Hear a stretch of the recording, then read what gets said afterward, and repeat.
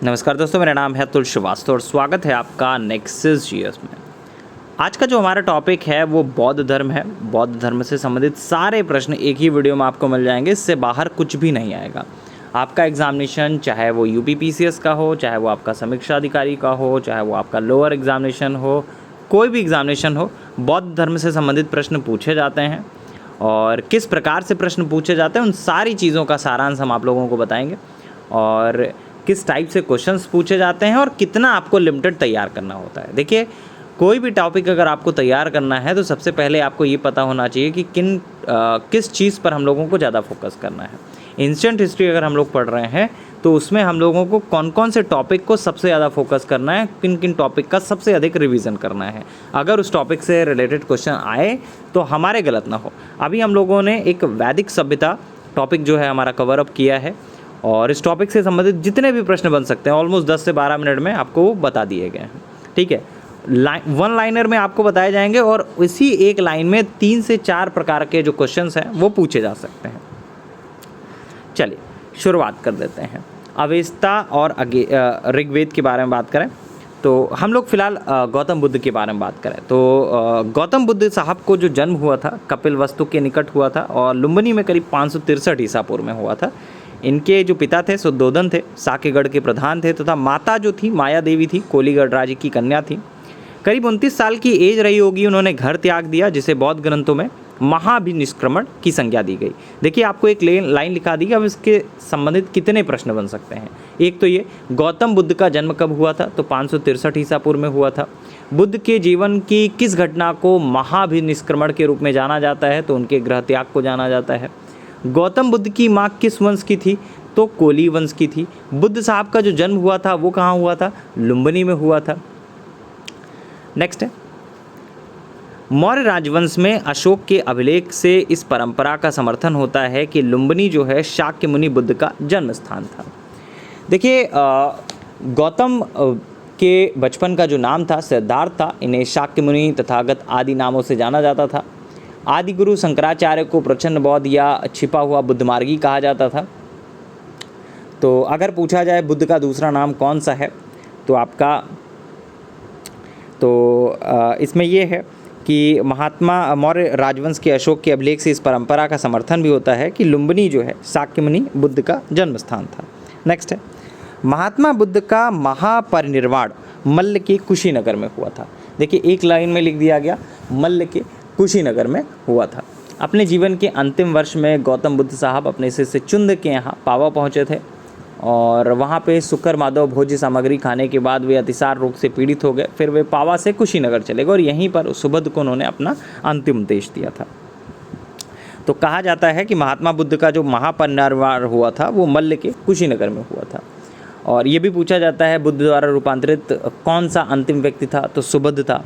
ठीक है, इसके अलावा पूछा जाता है कि महात्मा बुद्ध साहब का महापरिनिर्वाण जो है वो कहाँ पे हुआ था, तो मल्लों के यहाँ हुआ था। गौतम बुद्ध का महापरिनिब्बान जिस राज्य में हुआ था वो कौन है, मल्ल में हुआ था।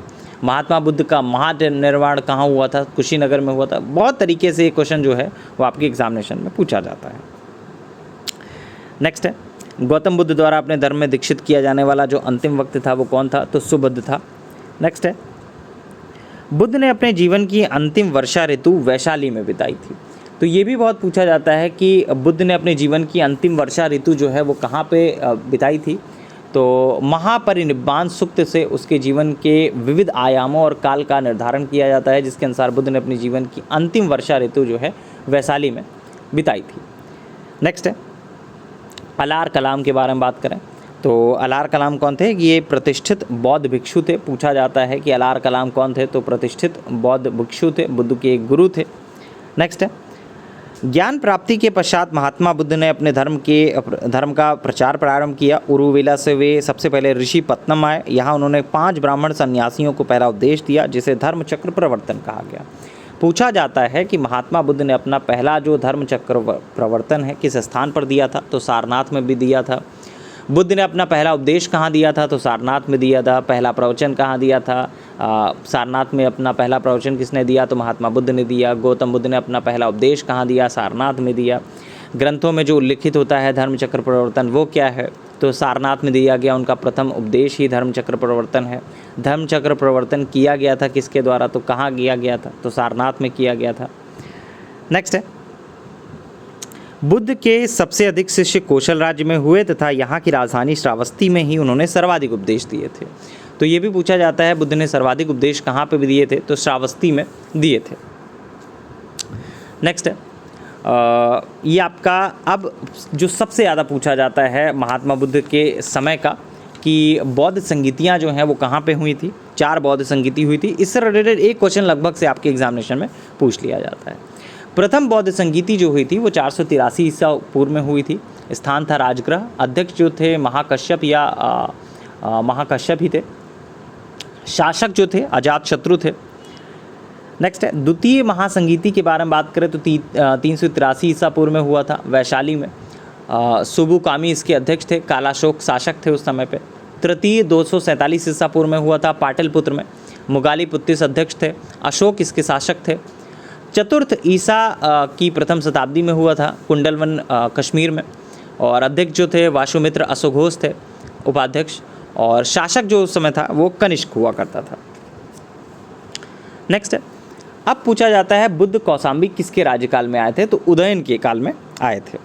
नेक्स्ट है, बुद्ध की मृत्यु के पश्चात बौद्ध संगीति की अध्यक्षता महाकश्यप द्वारा की गई थी। देखिए प्रथम बौद्ध संगीति जो है, आधे से ज़्यादा क्वेश्चन जो है इस टॉपिक से जो पूछा जाता है वो आपका इसी से कि जो संगीतियाँ हुई थी उससे रिलेटेड। तो बुद्ध की मृत्यु के पश्चात प्रथम बौद्ध संगीति की अध्यक्षता किसने की थी? महाकश्यप द्वारा की गई थी। प्रथम बौद्ध परिषद का संचालन किसके द्वारा किया गया था? तो ऑब्वियस सी बात है महाकश्यप द्वारा किया गया था। सप्तपर्णी गुफा के बारे में बात किया जाए तो ये आपका राजगृह में स्थित है। नेक्स्ट है, भारतीय कला में बुद्ध के जीवन का जो प्रथम उपदेश है उसका चित्रण मृग सहित चक्र द्वारा हुआ है। नेक्स्ट पॉइंट है, कारम पाल्पा के बारे में बात करें तो करमापा लामा ये तिब्बत के बौद्ध संप्रदाय की कंग्यूपा वर्ग से संबंधित है। तो नेक्स्ट है, इसके बाद कुछ चिन्ह और अर्थों से संबंधित भी क्वेश्चन पूछे जाते हैं। जैसे आपका जन्म हो गया वो किससे दर्शाता था? तो कमल से। प्रथम प्रवचन धर्म चक्र प्रवर्तन कहा गया है। महाबोधि किसे कहा गया? बोधि वृक्ष को, इसका मतलब होता है। गृह त्याग जो है वो घोड़े से संबंधित है। नेक्स्ट है, महात्मा बुद्ध के उपदेश आचरण की शुद्धता व पवित्रता से संबंधित है। तो ये पूछा भी जाता है कि बुद्ध के उपदेश किससे रिलेटेड थे? तो महात्मा बुद्ध के उपदेश जो है आचरण की पवित्रता और शुद्धता से संबंधित हैं। बुद्ध के उपदेशों में आत्मा संबंधी विवाद नहीं है। धार्मिक कर्मकांडों में बुद्ध की आलोचना की गई है। नेक्स्ट है, निरंजना नदी के बारे में बात करें तो पवित्र बौद्ध स्थल बोध गया जहाँ गौतम बुद्ध साहब को सर्वप्रथम ज्ञान प्राप्त हुआ था, निरंजना नदी के तट पर स्थित है। इसमें इस तरह से पूछा जाता है कि कौन सा ऐसा है बौद्ध पवित्र स्थल जहाँ निरंजना नदी तट पर स्थित है? तो बोध गया है। नेक्स्ट है, देवदत्त बुद्ध का चचेरा भाई था। वह बुद्ध के जीवन काल में ही संघ प्रमुख होना चाहता था। तो पूछा जाता है कि कौन ऐसा था जो बुद्ध के जीवन काल में ही संघ का प्रमुख होना चाहता था? तो आपका देवदत्त हुआ करता था। नेक्स्ट है, नेक्स्ट पॉइंट है वैशाली के बारे में बात करें। अपने प्रिय शिष्य आनंद के कहने पर बुद्ध ने वैशाली में स्त्रियों को बौद्ध संघ में प्रवेश की अनुमति प्रदान की थी। बौद्ध संघ में सर्वप्रथम शामिल होने वाली जो स्त्री थी महाप्रजापति गौतमी थी। पूछा जाता है कि बौद्ध संघ में भिक्षुओं के रूप में स्त्रियों के प्रवेश की अनुमति बुद्ध द्वारा कहाँ पे दी गई थी? तो वैशाली में दी गई थी। नेक्स्ट है, त्रिपिटक के बारे में बात करें तो त्रिपिटक बौद्ध ग्रंथ में सर्वाधिक महत्वपूर्ण है। बुद्ध की मृत्यु के बाद उनकी शिक्षाओं को संकलित कर 3 पार्ट्स में डिवाइड किया गया। इन्हीं को त्रिपिटक कहते हैं। एक तो विनय पिटक, संघ संबंधी नियम और आचार्य की शिक्षाएं थी इसमें। सुप्त पिटक के बारे में बात करें तो धार्मिक सिद्धांत। सुप्त पिटक नामक बौद्ध साहित्य में महात्मा बुद्ध के नैतिक और सिद्धांत संबंधित प्रवचन संकलित हैं। अभिधम पिटक के बारे में बात करें तो दार्शनिक सिद्धांतों से संबंधित है। तो पूछा जाता है कि त्रिपिटक धर्म जो है किस धर्म से संबंधित है? त्रिपिटक ग्रंथ किस धर्म से संबंधित है? तो बौद्ध धर्म से संबंधित है। किसकी धार्मिक पुस्तक है? तो ऑब्वियस सी बात है बौद्ध की धार्मिक पुस्तक है। किससे रिलेटेड है? बौद्धों से संबंधित है। ये भी पूछा जाता है कि किस बौद्ध ग्रंथ में संघ जीवन के नियम प्राप्त हुए हैं? तो विनय पिटक में प्राप्त हुए हैं। यमक बुद्ध पिटक से संबंधित है, कौन अभिधम्म से संबंधित है। नेक्स्ट है, एक पूछा जाता है कि किस बौद्ध साहित्य में महात्मा बुद्ध के नैतिक और सिद्धांत संबंधित प्रवचन जो है संकलित हैं, तो सुप्त पिटक में संकलित हैं। नेक्स्ट है, बौद्ध धर्म में त्रिरत्नों के बारे में बात करें तो बौद्ध धर्म में त्रिरत्नों का जो मतलब है बुद्ध, धम्म और संघ से है। तो पूछा जाता है अक्सर कि बौद्ध धर्म में त्रिरत्न का मतलब क्या होता है, तो बुद्ध, धम्म और संघ है। नेक्स्ट है, आपको अशोकाराम विहार के बारे में बात करें तो अशोकाराम विहार निम्नलिखित में से किस स्थान पर स्थित है, तो ये पूछा जाता है। अशोकाराम विहार पाटलिपुत्र नामक स्थान पर स्थित है। तो इस तरह से पूछ लिया जाता है किस स्थान पर स्थित है, तो यहाँ पे पाटलिपुत्र में स्थित है। नेक्स्ट है, बोध गया का स्तूप स्थल बुद्ध की ज्ञान की प्राप्ति के पश्चात से, सारनाथ धर्मचक्र परिवर्तन से तथा कुशीनारा या कुशीनगर बुद्ध की मृत्यु से रिलेटेड है। देखिए बहुत पूछा जाता है इस टाइप के क्वेश्चन जो है वो बहुत पूछा जाता है कि वह स्तूप स्थल जिसका संबंध भगवान बुद्ध के जीवन की किसी घटना से नहीं रहा है या किस घटना से रहा है, इस टाइप से पूछा जाता है। नेक्स्ट है, ज्योतिपुंज के बारे में बात करें तो गौतम बुद्ध को एशिया के ज्योतिर्पुंज के तौर पर जाना जाता है। गौतम बुद्ध के जीवन पर अरविंद एनरॉन ने द लाइट ऑफ एशिया नामक काव्य पुस्तक की रचना की थी। The light of Asia Lalit विस्तार से संबंधित है। पूछा जाता है किसे एशिया के ज्योतिपुंज के तौर पर जाना जाता है, तो गौतम बुद्ध साहब को जाना जाता है। एशिया का ज्योतिपुंज नाम किसे जाना जाता है, तो भगवान बुद्ध को।